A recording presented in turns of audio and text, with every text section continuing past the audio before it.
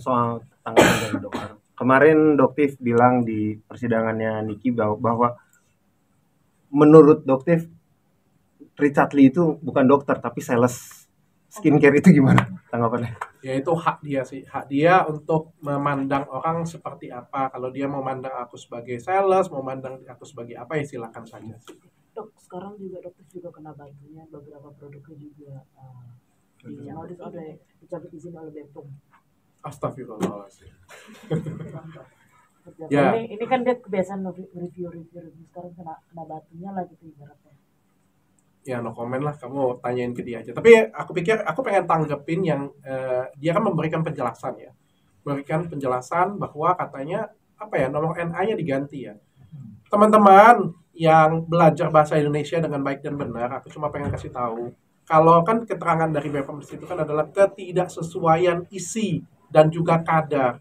Setauku artinya apa, BPOM tuh datang ngambil produk dia, dicek kandungan produk dia, ternyata kandungannya dan kadarnya tidak sesuai. Nah, inilah yang dinyatakan ditarik izin edar.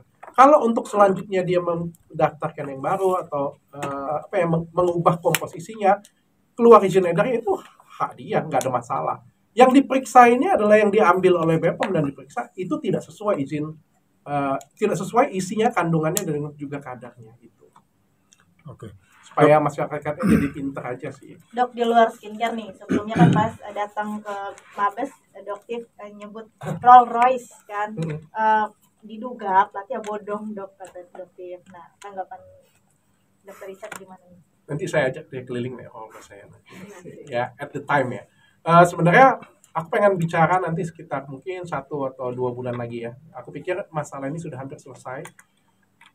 Aku lebih pelit ngomong karena menurutku daripada kita perang argumen berkelahi, lebih bagus kita fakta aja. Nanti masalah hukum kan tetap berjalan ya, baik laporanku ataupun laporan dia, dan mudah-mudahan sih bulan depan sudah selesai. Dan kalau misalnya ini semua sudah selesai, sudah ada fakta-fakta otentiknya, sudah keluar semua hitam di atas putihnya, nanti aku akan ceritakan semuanya ke kalian secara terang benderang. Berarti tadi handphone juga sudah disita oleh pihak Mabes juga, dok?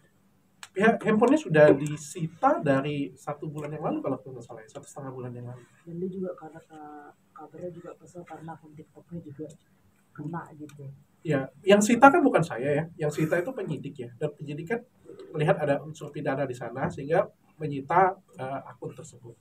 Tapi kenapa sih, kan ini kan sudah gelar perkara juga, ya. Terus dia masih berani yang Suneo, masih meragukan kredibilitas dokter juga segala macam gitu. Apa yang buat menurut dokter apa yang membuat dia masih berani untuk mengeluarkan statement seperti itu? Ya aku nggak tahu sih, cinta ditolak. Aku juga pengen tanya juga sih dengan dia sih, karena kalau tujuannya adalah pengen kasih edukasi masyarakat kan bukan seperti itu ya. Bukan membuli fisik, bukan sampai masalah sunat dibahas, sampai masalah agama juga dibahas. Menurut aku itu bukan lagi edukasi ya, itu sudah masuk kebencian sih menurut aku. Okay. Dok, ya, dikit dok, meriwan lagi ya dok, alasan dokter untuk mengajukan gugatan pra peradilan apa sih dok? Oh, kalau pra peradilan, jadi kayak gini ya.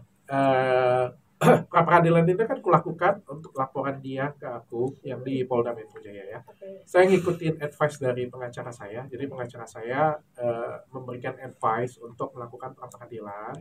Saya ikutin aja sih langkah-langkah hukum yang disarankan oleh kuasa hukum saya. Dan itu apa yang dituntut dok? Tunggu aja nanti kalau sudah selesai kan lebih enak hasilnya daripada ngomong sekarang.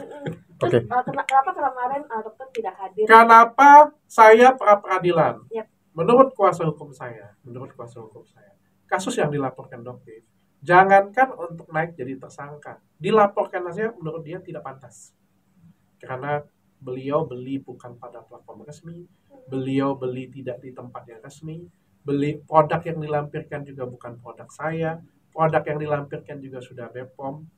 Ya kita uji aja semuanya, karena menurut dari kuasa hukumku ya jangankan untuk disidik ya, untuk berproses saja itu, untuk dilaporkan saja itu menurut dia tidak layak.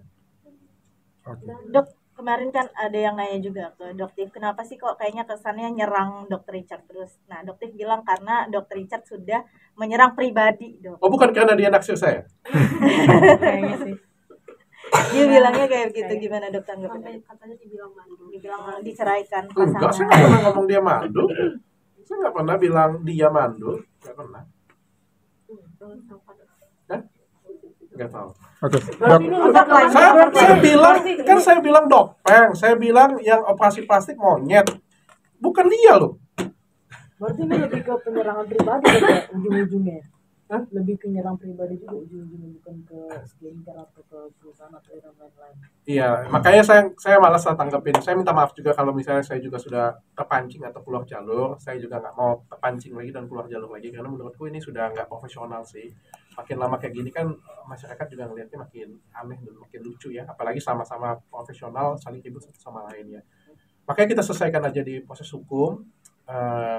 Bentar lagi juga sudah selesai proses hukumnya. Sama satu lagi ya jalan hidup masing-masing aja saya pikir. Oke. Dok, tapi kemarin di Mabes ketemu nggak Dok? Ketemu. Apa mungkin yang dia ngomongin gitu? Enggak. Saya cuma Apa sampaikan dia apa diam adanya doang? di dalam penyidik di sana. Ini kan sebenarnya emak-emak yang mendapatkan informasi sebelah dengan PD-nya menyampaikan ke masyarakat. Jadi dapat informasi cuma setengah, tapi PD banget nyampein informasi ke masyarakat. Akhirnya kan jatuh sendiri. Akhirnya kan kena pencemaran nama baik kan. Ya beliau melakukan upaya hukum untuk gelar perkara terbuka, nggak apa-apa. Saya hargain. Saya sedikit pun nggak bilang dia takut, nggak bilang dia ada apa-apa, nggak. Saya hargain supaya dia puas nanti kalau misalnya jadi tersangka dan nanti diketok palu harus di penjara, biar dia puas bahwa semuanya ini sesuai dengan koridor hukum yang ada. Jadi jangan bilang lagi nanti hukum dibeli, hukum dibayar dan lain sebagainya. Karena kan dia sudah menempuh semua jalur hukum yang ada. Dan saya nggak jadi masalah. Bagi saya ini fakta kok. Saya punya izin prakteknya, saya punya lengkap, izin klinik saya lengkap, saya punya kompetensi semuanya jelas. Jadi menurut saya selesai sampai di sana ya silakan nanti dihukum aja kita lihat. Berarti dengan